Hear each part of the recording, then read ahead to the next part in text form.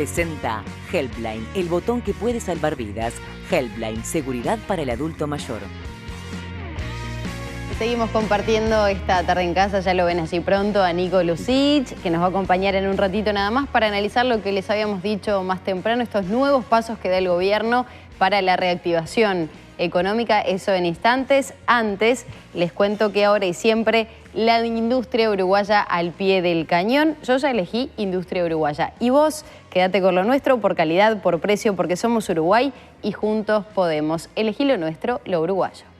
Apoyan Pinturas Ulbrica, fabricación nacional, tecnología alemana. Termotanques Werners, tanque de cobre, 20 años de garantía. Pirca Stone, soluciones integrales a los problemas de humedad. Y Cortifaz, líderes en cortinas, 0800 26 78.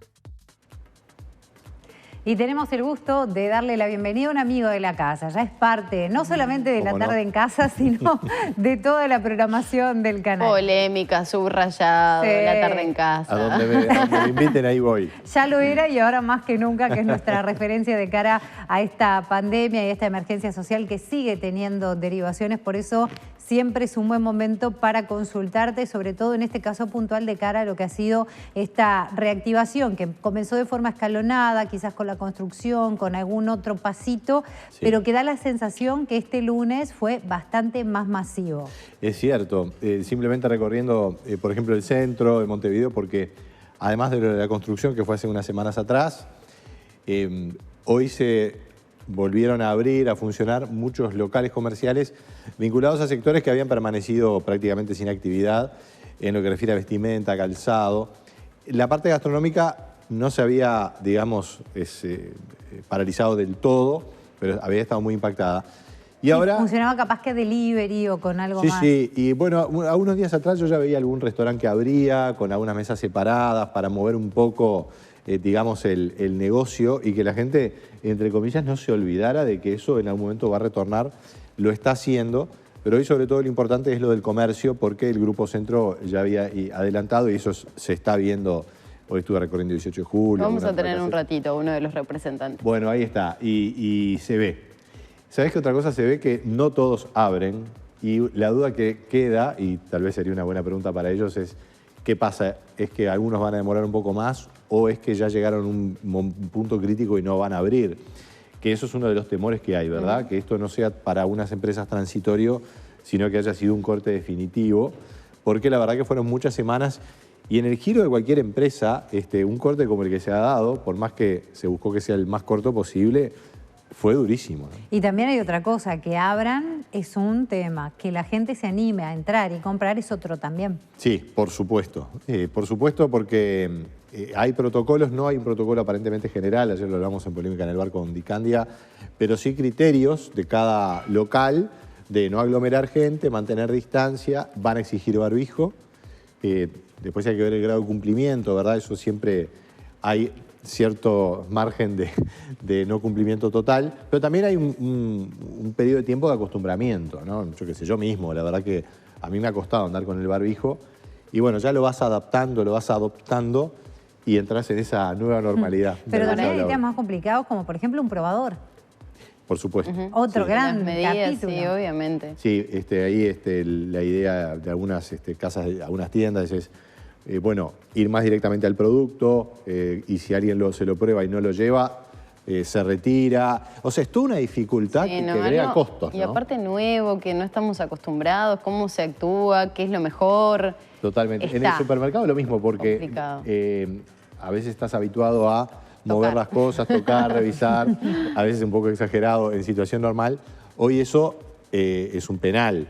Y bueno, yo a veces me enfrento a alguna onda y digo, bueno, no, tener cuidado. Primero decidir qué vas a agarrar y agarrar todo un cambio de costumbres. Tal cual. Que hay que irlo adoptando. Nico, ¿se reactivó la construcción? Sí. Hoy abrieron prácticamente el 85%, fue paulatino, pero se termina en una cifra significativa para lo que venía haciendo desde que se declaró esta emergencia sanitaria. Hablamos de la construcción y hablamos de miles y miles de trabajadores directamente vinculados, pero también esas ramas afines, como se les dice habitualmente. ¿Qué otro sector es el fundamental ahora para esa reactivación económica que está allí en el veremos y bueno, tendría que volver lo antes posible? Y tal vez, porque hay que ver que la industria, si bien con recaudos y con cambios de protocolo, se ha mantenido en general. Lo que Uruguay tiene es un problema también, esto es interesante, la respuesta puede ir por varios lados, pero a ver, para no olvidarme de ningún sector, es muy importante la educación, porque eso mueve muchísimo ya en general a la economía. Como la construcción también le dio un gran impulso. Pero eso va a ser de los últimos, se podría decir, ¿no? Sí, y ahí hay que ver. Lo interesante es que estos datos de la construcción, lo que refiere a este muestreo aleatorio para ver si había casos de virus o no, según trascendió hoy, los colegas del Observador han dado un dato, obviamente hay que esperar las cifras oficiales más precisas, pero todo indica que no ha habido problemas. Positivos. Entonces seguramente va a ir avanzando algo más. Pero la verdad que así a vuelo de pájaro yo no recuerdo un sector específicamente de la economía que bueno, por supuesto que el turismo. Claro. Eso seguramente, turismo, todo lo que tiene que ver con espectáculos públicos. Es interesante porque la economía en las últimas décadas en el mundo se ha ido sofisticando, se ha ido complejizando, entonces vos tenés mucho empleo en sectores que para la vida diaria de la gente no son estrictamente imprescindibles. Es decir, nada se va a morir por no tener turismo o por no tener espectáculos. Pero ahí hay mucho empleo. Entonces vos podés estar 3 o 4 semanas si te alimentás, la gente que trabaja puede ir a una fábrica y tenés las cosas básicas, pero además muy la vida humana no era esto hasta porque, hace por ejemplo, poco, ¿no? vos ibas al teatro, pero estaba el taxi que te llevaba, Uber o Todo. lo que fuera, más el lugar al que después ibas a cenar, más al chico que le dabas la propina porque te cuida el auto. O sea, es todo en realidad tan interconectado. Entonces, para responder es espectáculos públicos, turismo, educación, y me puedo estar olvidando de alguno más, pero ya con eso tenés todavía mucho empleo que está pendiente. Por supuesto que la situación es muy distinta porque, por suerte, la gente, los profesores que están y los maestros o maestras que están en la educación estatal tienen los salarios. Entonces, desde ese punto de vista, lo que hay una preocupación del alumnado o de los padres o de las familias. Pero en el caso del turismo, o sea, la gente se ha quedado sin el ingreso directamente. Y en el caso de los espectáculos públicos, creo que tal vez hasta más agudo porque las grandes empresas turísticas pueden haber recurrido por lo menos en parte a los seguros de desempleo. En lo que son las actividades a destajo o a cuenta, digamos, por evento, no tenés a veces protección o muchas veces no tenés protección y es un problema. Estaba mirando las cifras, nosotros las divulgamos aquí en Canal 10 hace ya algunos días, ahora se han reiterado oficialmente.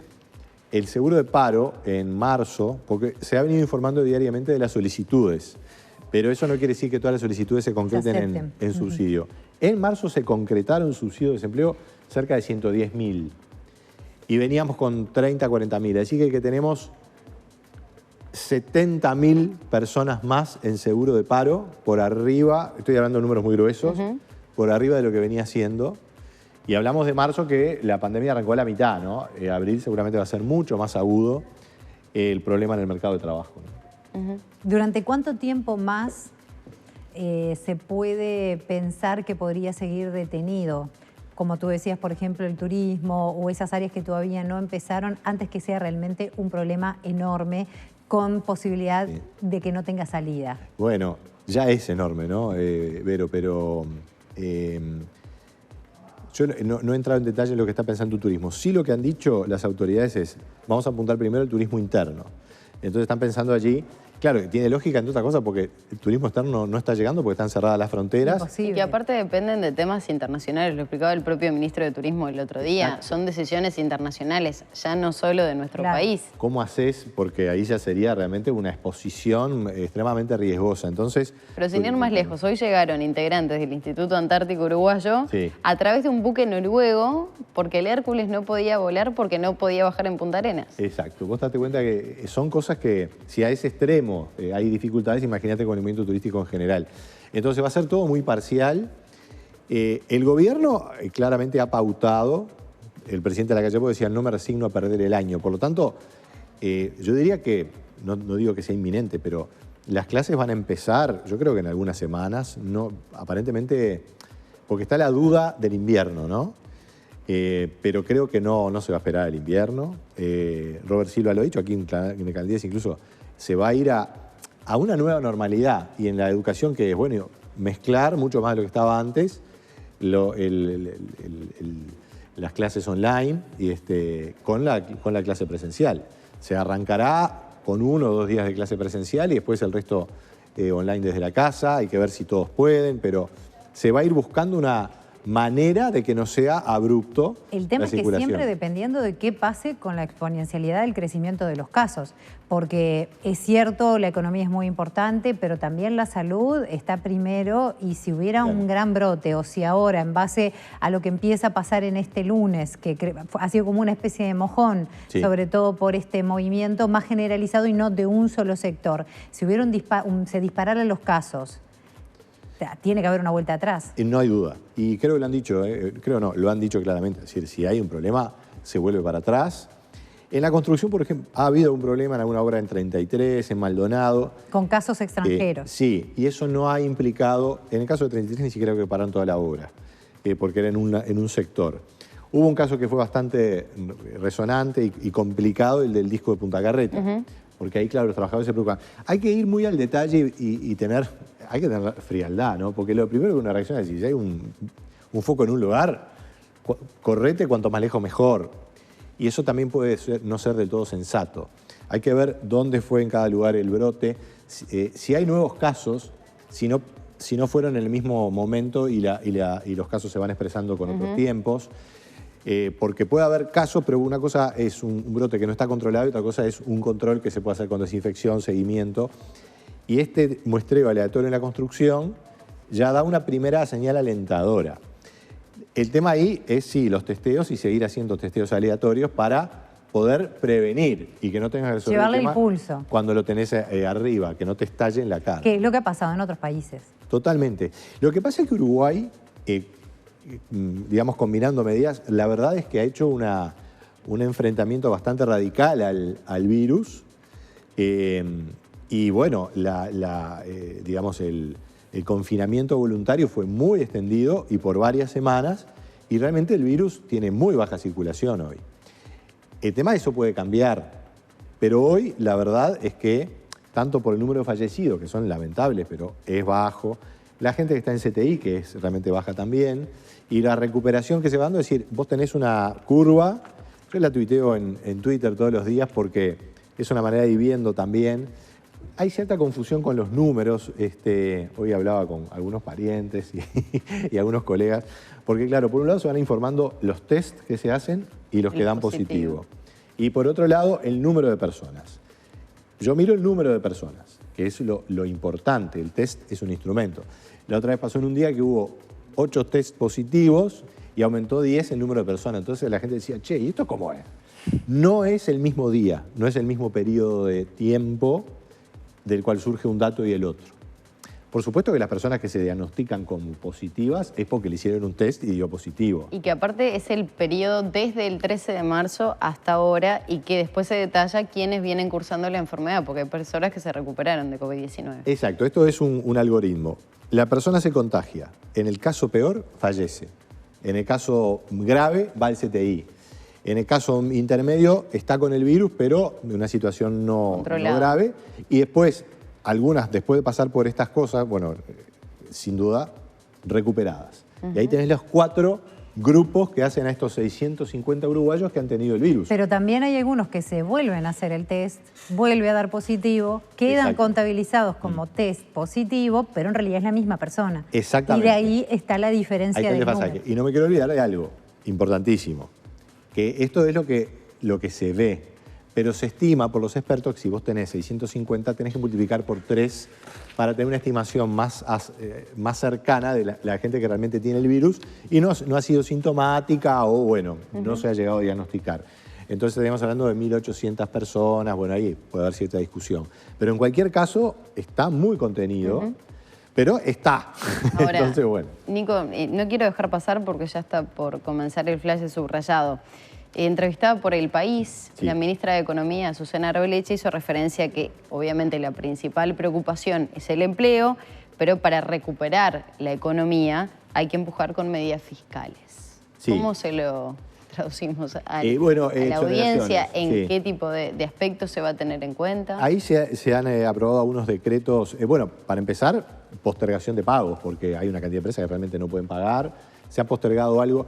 El gobierno, para responder de una manera general, tiene limitaciones fiscales. Uruguay ha hecho un despliegue fiscal, es decir, de gasto agregado, bastante menor al que han hecho países como Perú y como Chile. Sin tocar las reservas, ¿no? Sin tocar la reserva. La reserva no está todavía pensado eso. No, porque la reserva es algo que tiene mucho más que ver con los balances cambiarios. No, porque en algún momento se cuestionó si no había que tocar las reservas. Sí. A mi juicio no tiene mucho sentido porque lo que ganás por ese lado podés perderlo por credibilidad, control del mercado cambiario, tu capacidad financiera para los temas estrictamente financieros. Pero además las reservas, no es que sea un ahorro del Uruguay como algunos televidentes podrán tener algunos pesitos ahorrados en su casa o en el banco. Estas reservas se han conseguido porque en algún momento Uruguay se endeudó, incorporó los dólares y emitió en su momento o papeles o directamente pesos, sobre todo letras de regulación monetaria. Entonces no es un ahorro genuino. Lo que sí ha optado es préstamos de organismos multilaterales, hay más de 1.000 millones de dólares que se han incorporado, eso es deuda, pero con organismos como el BID, sobre todo, Banco Mundial y CAF, entre otros, ahí nos van a estar dando financiamiento, no el Fondo Monetario. Que son más flexibles esos préstamos. Más flexibles, menor costo, pero tiene su costo. El Uruguay ha estado muy acotado porque ya viene un déficit fiscal muy alto, del 5%, y Arbeleche estima que terminaríamos el año del 6,5%, que son como 3.500 millones de dólares. Es un montón de plata. Decir que son 3.500, la gente se te salen los ceros del plato, ¿no? Pero para poner un ejemplo, es digamos la tercera parte de las exportaciones del Uruguay, y eso es mucha plata, ¿no? De las exportaciones de bienes. Por eso digo, ¿de qué manera lo va a sentir la población en algún momento? Pequeñas empresas que tenían que tener determinados pagos se los ha postergado o en algún caso exonerado. Pero son muy puntuales. Y después hay medidas de exoneración de impuestos para reactivar la construcción, que eso puede sentirlo por el lado del empleo, ¿verdad? Todo lo que es la parte de estímulo a los proyectos de inversión para reactivar el empleo. Pero el gran gasto fiscal lo está haciendo el Uruguay automáticamente con el seguro de desempleo y eventualmente con el seguro de enfermedad que va, digamos, un poco asociado a esto, en algún caso. Pero es automático en el Uruguay. Es automático que vamos a tener menos recaudación, más gasto. Entonces, la brecha fiscal realmente va a ser grande y ahí hay una preocupación. Por suerte nos mantuvieron el grado inversor, eso es muy importante. Esa es una muy buena noticia. Yo lo he insistido, hay gente que me dice, bueno, che, pero muy polémico. Será polémico, pero el proyecto de UPM llega en un momento muy anticíclico, porque Uruguay en la primera etapa no pone dinero. El proyecto de UPM y el del ferrocarril lo ponen todas las empresas, genera empleo, ahora que se habilitó la construcción, eso empieza a generar, y bueno, se repaga a partir de 3 años cuando ya esté construida la obra, ¿no? Nico, nos tenemos que despedir, ya está subrayado pronto. Encantado. Muchísimas gracias como siempre. Un gusto. Será hasta dentro de poco, eso seguro. Encantado de estar con Para ustedes. seguir midiendo la economía también, vamos al flash y ya venimos.